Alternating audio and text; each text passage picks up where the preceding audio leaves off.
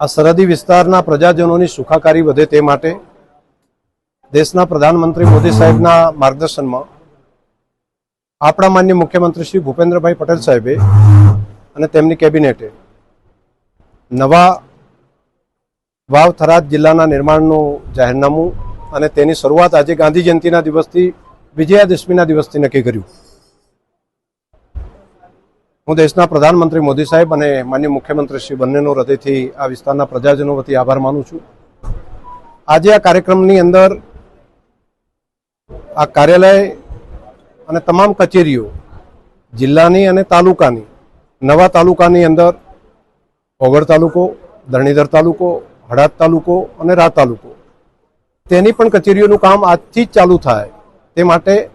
માન્ય પ્રભારી મંત્રી માન્ય શ્રી બળવંતસિંહજી રાજપૂત તેઓ પ્રત્યક્ષ અહીં આવ્યા છે। હું આભાર માનીશ માન્ય મંત્રીશ્રી અને માન્ય મુખ્યમંત્રીશ્રીનો કે તેમણે ઇનિશિયેટિવ લઈને તાત્કાલિક કલેક્ટરશ્રી, જિલ્લા વિકાસ અધિકારીશ્રી, જિલ્લા પોલીસ વડા અને તે સાથે તમામ સ્ટાફની પણ એડહોક નિમણૂક આજે કરી છે। આજથી જ આ કચેરીઓની શરૂઆત થવા માટે પુનઃ આ વિસ્તારના પ્રજાજનો વતી, આ સરહદી વિસ્તારના ખમીરવંતા પ્રજાજનો વતી તેમની